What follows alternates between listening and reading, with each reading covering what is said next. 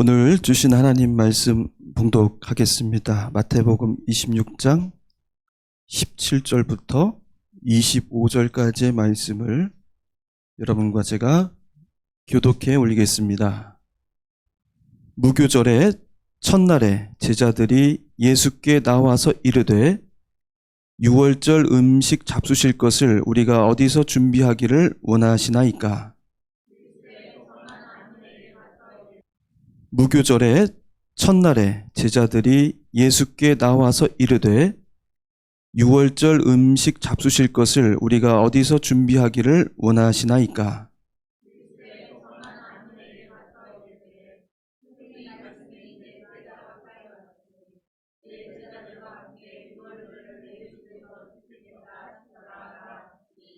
제자들이 예수께서 시키신 대로 하여 유월절을 준비하였더라.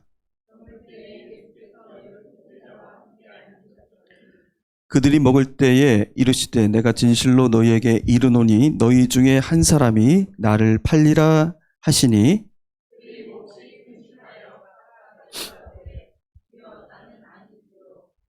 대답하여 이르시되 나와 함께 그릇에 손을 넣는 그가 나를 팔리라.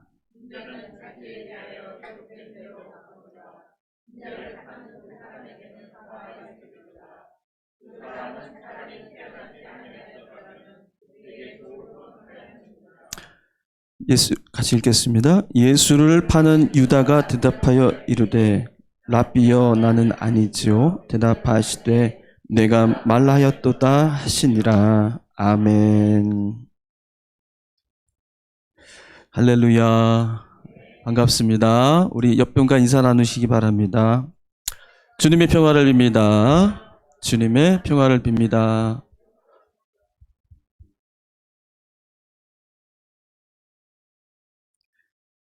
날씨가 이제 가을로 딱 접어든 것 같아요. 느낌이 조금 추워지기도 했고요. 명절 추석을 맞이해서 복되시고 또 가정에 평안이 넘치시기를 축원합니다. 오늘 가롯 유다의 배신이라는 제목으로 말씀을 함께 나누고자 합니다. 무교절의 첫날에 제자들과 예수님이 유월절 음식을 나누시기 위해서 이제 한 자리에 모였습니다. 유월절의 식사는 이제 예수님의 죽음을 앞둔 마지막 식사이고요. 제자들과 석별의 정을 나누는 그러한 최후의 자리입니다.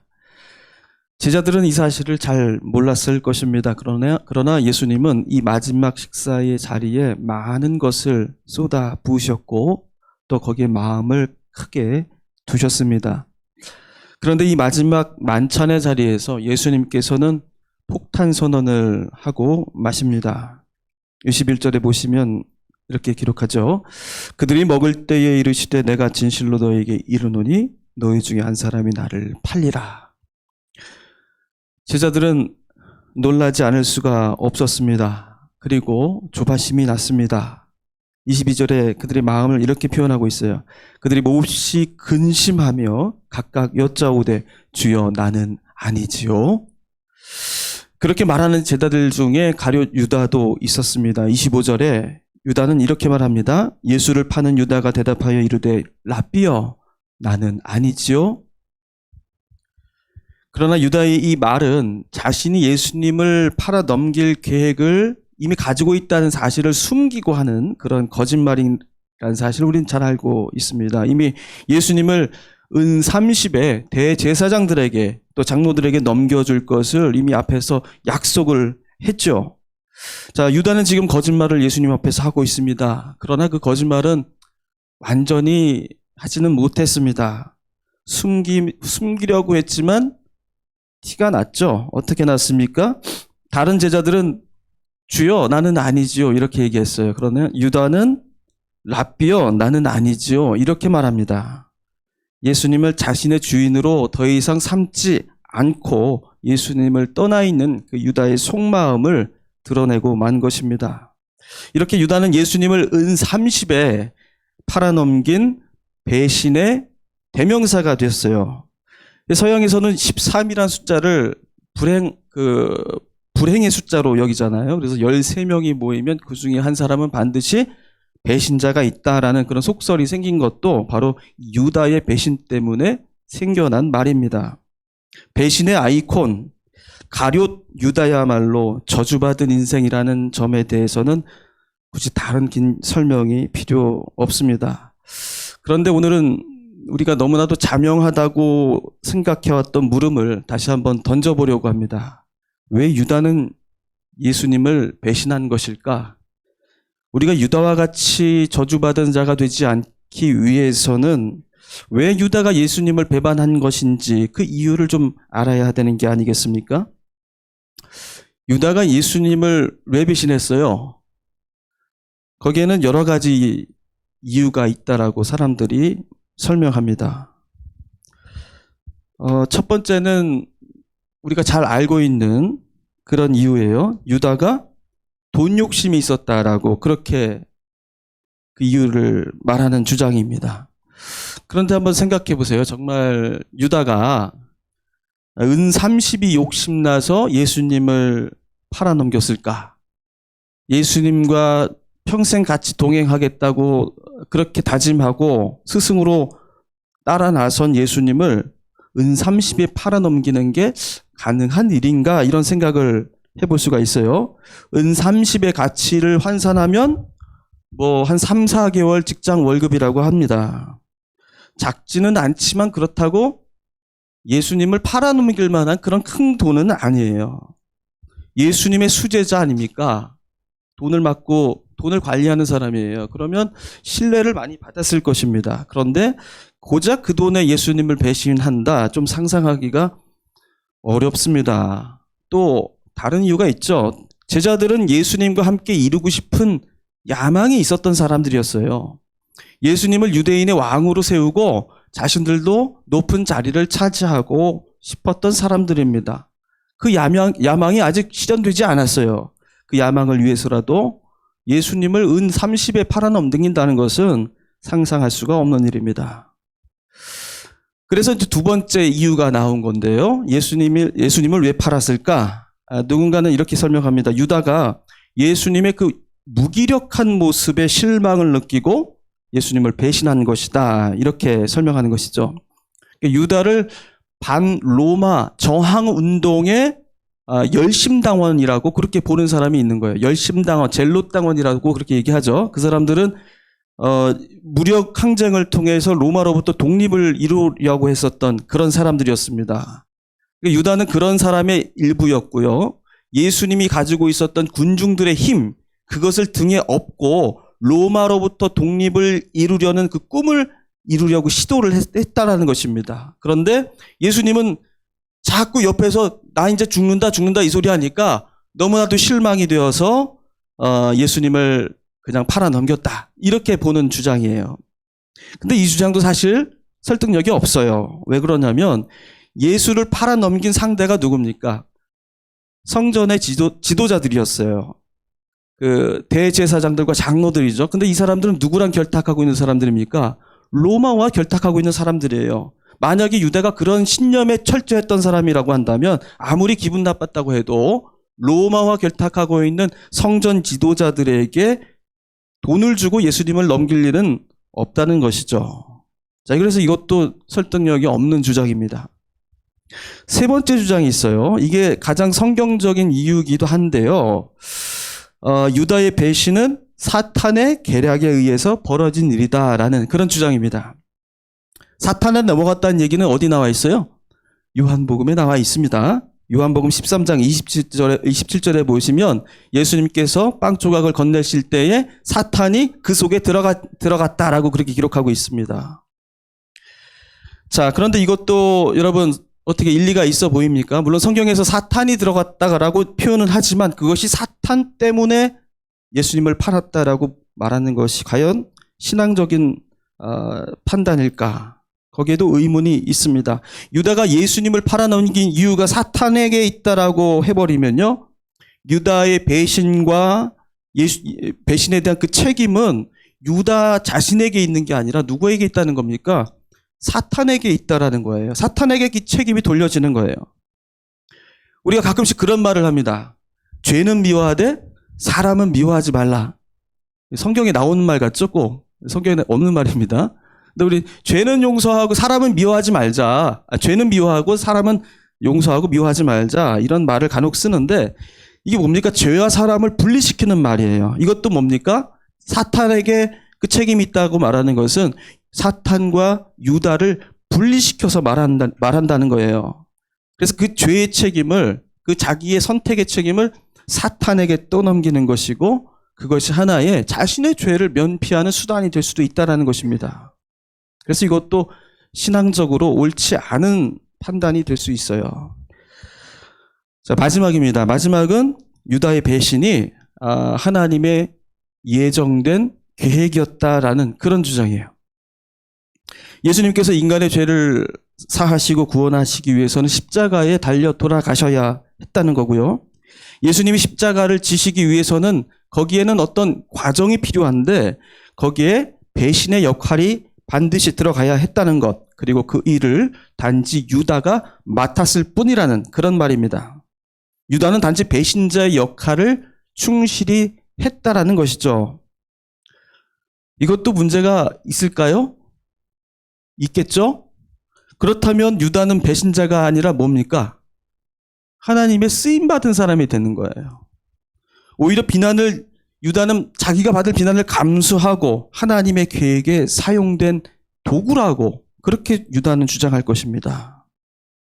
또 인간의 모든 악한 짓을 하나님의 계획의 일부라고 그렇게 얼마든지 미화시킬 수도 있는 그런 길이 열려지기 때문에 이것도 좋은 해석이라고 볼 수는 없습니다. 어떤 설명도 유다가 예수님을 배신한 이유에 대해서 속 시원하게 설명해 주지는 않습니다. 이에 대한 그 정말 진짜 마음은 아마 유다만이 알 것입니다. 그런데 사실 그 배신의 이유를 우리가 자꾸 유다의 관점에서 보다 보니까 이것이 잘 드러나지가 않아요. 그런데 이걸 유다에서 찾기보다는 예수님의 말씀과 행동에서 그 이유를 찾아내는 것이 더 정확할 수 있다는 거예요. 무슨 말씀이냐면 하나님은 유다뿐만 아니라 나머지 11 제자들 그리고 또 자신을 따르던 수많은 군중들이 자신을 배신할 것을 이미 알고 계셨습니다. 예수님은 그런 끔찍한 음모를 미리 알고 계셨으면서도 피하지를 않으셨어요. 오히려 예수님은 그 음모와 배신이 일어날 것을 준비하고 계셨고 그 모든 일들을 온몸으로 받아낼 그런 각오를 하고 계셨습니다. 그런 사실을 요한복음에서 찾아볼 수가 있어요. 예수님을 팔아넘길 계획을 알고 계신 그 유다가 팔아넘길 것을 알고 계신 예수님은 유다에게 뭐라고 말씀하셨어요? 내가 하는 일을 속히 하라. 이렇게까지 말씀하셨습니다. 네가 할 일을 빨리 해라. 모든 사태가 일어날 것을 예수님은 기꺼이 받아들이셨다는 것을 의미하는 말씀입니다. 그렇다면 이렇게 묻는 거죠. 예수님은 이 모든 음모와 배신을 아시고도 왜 내버려 두신 것일까? 꼭 그래야만 했을까? 꼭 그래야만 구원의 길이 열리는 것인가? 우리는 그 이유를 이렇게 말할 수가 있습니다. 그것은 예수님을 통한 하나님의 최종적인 구원이 도래해야 할 그때를 기다리시고 바로 지금이 그때가 되었다라는 것을 말씀하고 계신다는 거예요. 여러분, 때라는 말에는 두 가지의 뜻이 있어요. 하나는 절대적인 시간의 때가 있어요. 절대적인 시간이라는 것은 그런 거죠. 예배는 11시에 시작합니다 할 때 그 11시는 절대적인 때를 얘기합니다. 다른 한편으로는 상대적인 때가 있죠. 시간. 뭐 있잖아요. 우리 제 설교가 좀 길어지면은 끝날 때가 됐는데 왜 안 끝날까라고 생각하실 분들이 혹시 있으실 거예요. 그때가 바로 상대적인 시간이에요. 내가 느끼는 시간, 내가 결단하고 나에게 찾아오는 기회의 시간, 그것이 바로 상대적인 시간입니다. 예수님께서는 하나님의 구원의 때가 차야 하는 그 시간, 그 상대적인 그 시간을 기다리셨어요. 예수님께서 말씀하시는 하나님의 구원이 시작되는 그때란 어떤 때를 가리키는 것입니까? 사람들은 그것이 절대적인 시간이라고 착각했죠. 그래서 몇 날 몇 시에 예수님께서 오신다는, 재림하신다는 말로 사람들을 마구 현혹했어요. 그러나 하나님의 구원의 시간은 절대적인 시간이 아니라 상대적인 시간입니다. 그때란 어떤 시간입니까? 예수님을 둘러싸고 있던 사람들 안에 숨겨져 있던 모든 죄와 허물, 야망과 욕망이 활개를 치고 있다가 마침내 하나님의 아들마저 살해하는 그 죄악이 절정에 다다르는 그때를 말하는 것입니다. 그때란 그 성전의 웅장함에 거룩함이 있다고 믿는 그 대제사장들의 자만심이 극에 이르는 때입니다. 그때는 율법의 행함 속에 의로움이 완성된다고 믿는 율법학자들과 서기관들의 그 교만이 극에 다다르는 때를 말합니다. 그때는 예수님을 앞장세워서 세상을 뒤엎고 낙원을 만들겠노라는 그 제자들의 야망이 최고조에 이르는 때를 말하는 것입니다. 그 때라는 것은 인간의 죄악의 실체가 하나도 남김없이 온전하게 다 드러나는 그 때를 말하는 것입니다. 예수님께서는 바로 이 때를 기다리셔야 했던 것입니다. 반대로, 그것을 반대로 얘기하자면 이것은 바로 구원의 때가, 구원이 시작되는 때라는 말씀이에요. 로마서 5장 20절에 죄가 더한 곳에 은혜가 더욱 넘쳤다라고 그렇게 고백하죠. 죄가 드러나지 않고서는 은혜도 구원도 없다는 거예요. 죄의 실체가 드러나지 않으면 은혜도 구할 수 없다라는 말입니다. 죄인인 줄 내가 시인하지 않으면 우리는 예수 그리스도의 십자가를 은혜로 여기지 않고 구원의 길로 여기지 않고 그것을 수치로 여긴다는 것입니다. 내 안에 야망이 도사리고 있는 한 예수님의 희생과 순환을 은혜로 받지 못한다라는 거예요. 죄악이 우리 안에 꽁꽁 숨겨져 있고 은폐되어 있는 한 예수님께서 어떠한 기적을 우리에게 보여주시고 하나님의 음성을 우리에게 들려주신다 한들 그 누구도 하나님 앞에 순종하는 자가 될 수가 없다라는 것입니다. 내 안에 숨겨진 그 야망이 드러나고 그것이 얼마나 죄스럽고 헛된 것이었는가를 처절하게 좌절하고 그 무너지는 경험을 하지 않고서는 한 발짝도 예수님의 길에 따라 나설 수 없다는 거예요. 그러므로 유다의 배신은 배은망덕했던 한 모자란 인간이 벌여낸 치기 어린 행동이라고 말할 수가 없는 거예요. 그것은 예수 십자가를 수치로 여기고 자신의 길을 고집하며 가려 했던 우리의 죄의 모습을 드러내는 바로 우리의 모습이라는 것입니다. 그래서 하나님에게 대항해왔던 그 모든 악의 실체가 드러나고 그 추악한 얼굴이 완전히 폭로되어야 했던 그때가 바로 유다가 배신한 그때라는 것입니다. 예수님께서는 앞서 성전 지도자들과 바리새인들을 상대로 논쟁하시면서 그들의 악한 실체를 드러나게 만드셨어요. 성경은 그러나 지금 이렇게 말하는 것이죠. 그러면 제자들은 선할까? 그들은 괜찮을까? 아니라는 것입니다. 예수를 따른다는 제자들도 결국 그 인간적인 욕망에 사로잡혀 있는 한 우리가 모두 다 하나님의 뜻을 거스르는 사탄의 자식들임을 여실히 고발하고 있는 거예요. 성전 지도자들을 욕할 것 없다. 제자들 너희들도 마찬가지였다. 유다를 욕할 것 없다. 누구예요? 바로 우리도 그와 똑같은 죄인이라는 사실을 유다를 통해서 우리에게 말해주는 거예요. 그러니까 우리는 그 말씀을 읽으면서 참 안 됐다라고 이 사람을 안타까워하거나 이 사람을 저주하거나 이 사람에게 모든 죄의 그런 책임을 들씌울 필요가 없다는 것입니다. 그건 이 성경이 말하는 내용이 아닙니다. 바로 우리가 바로 그 죄의 실체이고 당사자이고 우리도 여전히 예수님 앞에서 나는 아니지요라고 변명을 둘러대는 그런 죄인이라는 사실을 말해주고 있는 거예요. 유다의 배신을 예수님께서는 그냥 내버려 두셨습니다.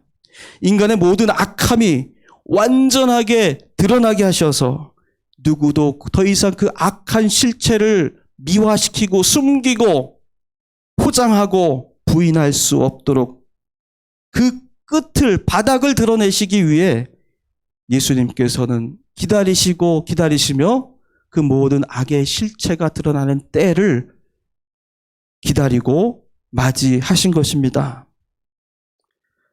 여러분, 십자가의 구원은 바로 이 죄악의 실상이 낱낱이 드러나고 시인되는 그 시간 위에서 시작됩니다. 나는 아니지요. 끝까지 발 빼면서 나는 아니지요 라고 주님 앞에 변명하는 것이 아니라 주님, 그게 저였습니다. 그게 저입니다 라고 자신의 악함을 부정할 수 없을 만큼 철저하게 좌절하고 실패하는 그 자리에 우리에 나아갈 때에 예수님의 십자가를 비로소 바라보고 붙들 수 있는 하나님의 제자가, 백성이 될 수 있다는 것입니다. 유다의 배신을 보면서 우리는 그렇게 말하기를 습관처럼 해왔어요. 나는 아니겠죠. 우리는 유다와 같이 되지 맙시다. 우리가 유다와 같이 되지 말자고 그렇게 다짐한다고 해서 여러분, 우리 죄가 가려질 수가 있겠습니까? 오히려 나는 아니지요라고 말하는 그 말 속에는 여전히 주님 앞에 우리의 그 악한 마음을 숨겨두고 나의 욕망에, 야망에 사로잡혀 있는 나의 모습을 은폐하고 숨기는 솔직하지 못한 그런 모습이라는 것이에요. 유다와 같이 배신하는 자가 되지 않겠노라는 다짐이 중요한 것이 아닙니다. 다짐한다고 해서 우리가 다짐대로 살 수 있는 사람들이 아니에요. 우린 죄인이기 때문입니다. 나는 아니지요라는 자기 다짐보다 내가 바로 그 죄인입니다 라는 그 시인과 인정의 죄의 고백으로 나아가야 하겠습니다. 나도 가룟 유다와 다르지 않다는 그 죄의 실체를 안고 살아가는 사람이라는 사실을 내가 먼저 주님 앞에 인정하는 사람이 되어야 할 줄로 믿습니다. 하나님의 구원의 은혜는 그것을 시인하고 자백하는 자리에서 시작될 수 있기 때문입니다. 우리는 예수님을 따르고 섬기는 제자이고 또 성도입니다. 우리는 어떻게 예수님을 따라야 하겠습니까? 예수님을 믿는 것은 노력과 열심, 다짐, 각오로 되는 것이 아니라는 거예요. 이게 성경이 우리에게 말씀해 주는 겁니다. 유다만 그랬어요? 베드로도 그랬잖아요. 예수님을 3번 부인했어요. 그들은 곁에서 예수님의 온갖 기적과 진귀한 모든 말씀을 다 듣고도 예수님을 따르는 가장 가까운 제자로 살아왔음에도 훈련을 받고 나가서 전도하는 하나님의 예수 그리스도의 정말 선택받은 제자들로 살아왔음에도 불구하고 정작 저희들이 예수님의 십자가 앞에서는 무기력하게 무너지는 모습을 우리에게 보여주고 있지 않습니까? 예수를 따른다는 것은 나의 노력과 결심과 결단과 다짐 속에 있는 것이 아닙니다. 예수를 따른다는 것은 바로 나의 가장 깊은 속에 있는 그 죄악의 실체를 인정하고 주님 앞에 내려놓는 것에서 시작된다는 것이에요.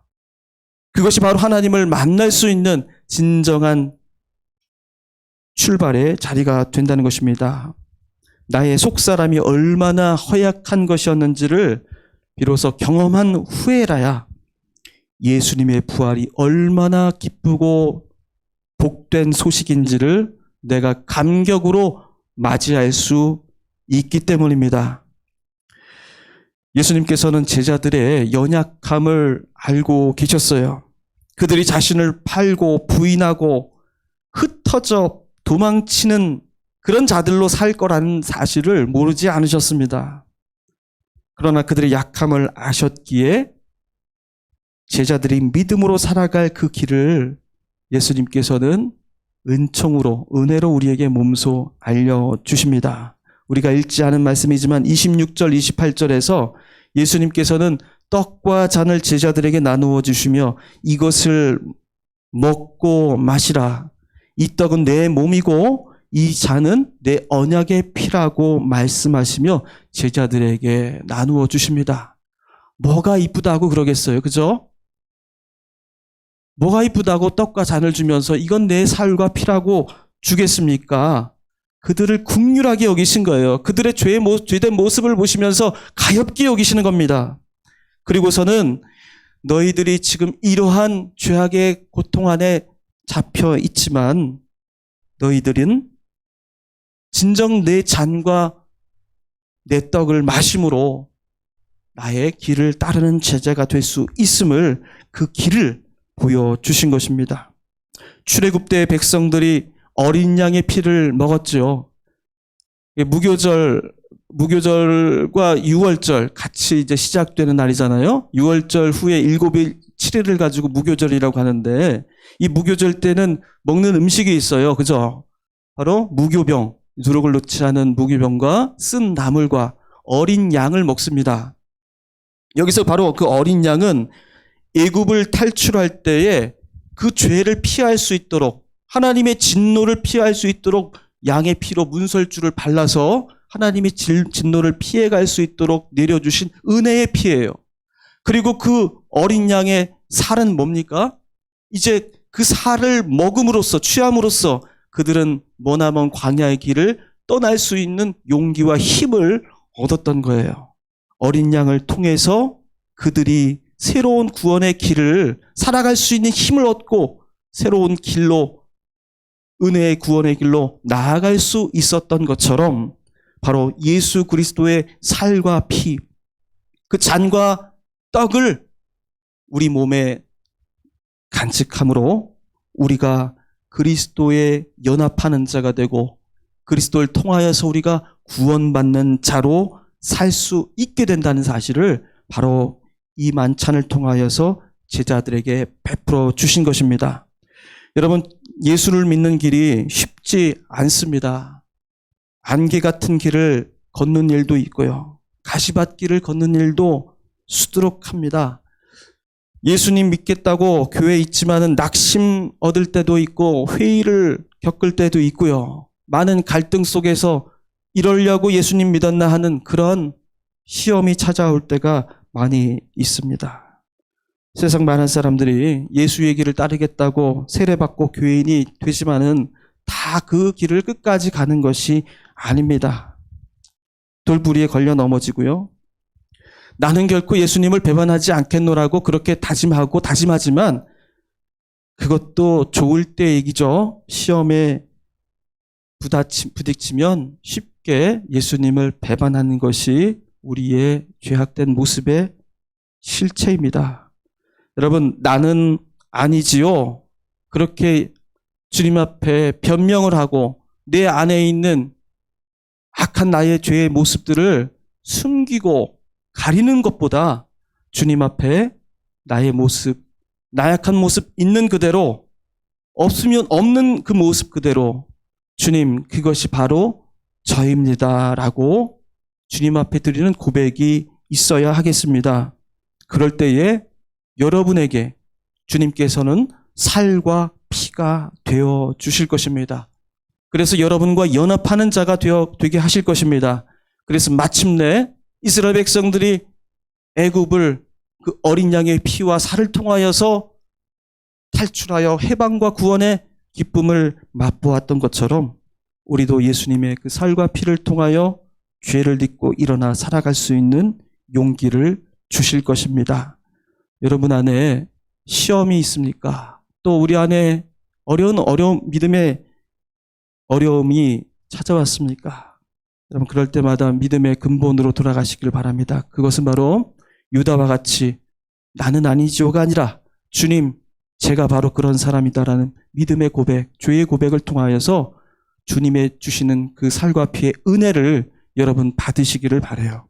그것으로 여러분 우리 교회가 세상 교회와 같지 않고 자신을 부정하고 자신의 죄를 덮어내는 그러한 교회가 되지 않고 우리의 인간의 나약함을 하나님의 능력으로 바꾸어내는 그런 믿음의 능력의 교회가 되기를 축원합니다.